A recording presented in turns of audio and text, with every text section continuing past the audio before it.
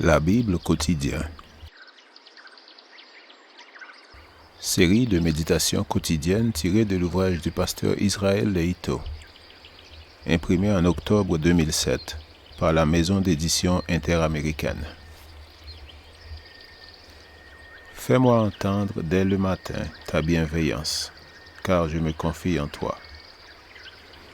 Fais-moi connaître le chemin où je dois marcher, car j'élève à toi mon âme. Psaume 143, verset 8.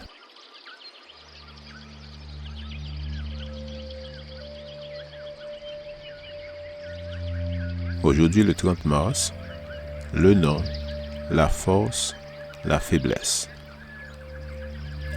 Verset approprié, acte 9, versets 1 et 2.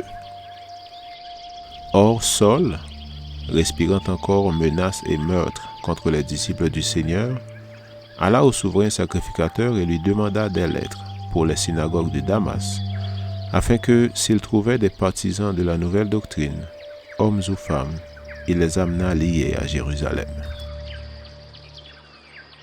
Aux temps apostoliques, les disciples du Christ n'étaient pas appelés chrétiens, mais hommes et femmes du chemin.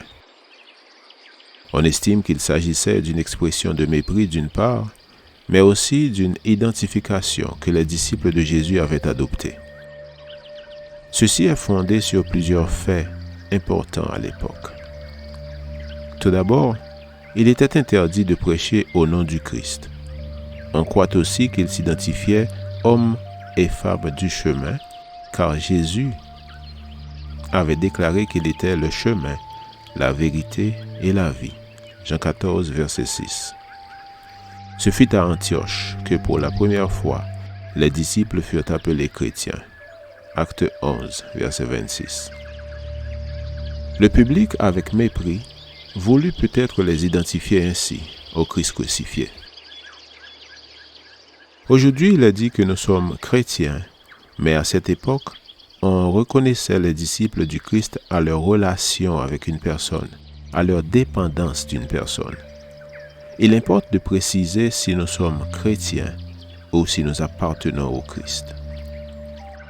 Être quelqu'un risque de mener à la propre suffisance. Appartenir à quelqu'un indique que je ne fais pas ma propre volonté, mais j'existe pour mon maître. On disait des premiers chrétiens qu'ils étaient du chemin. Les opposants et les ennemis de la foi eux-mêmes savaient que pour ces hommes et ces femmes, vivre était Christ et qu'ils n'avaient aucune autre raison d'être, que toute leur conduite était en accord avec les enseignements de Jésus, qu'ils appartenaient à ce chemin. Il est bon d'être considéré comme chrétien, mais il est encore plus beau d'être connu comme appartenant au Christ.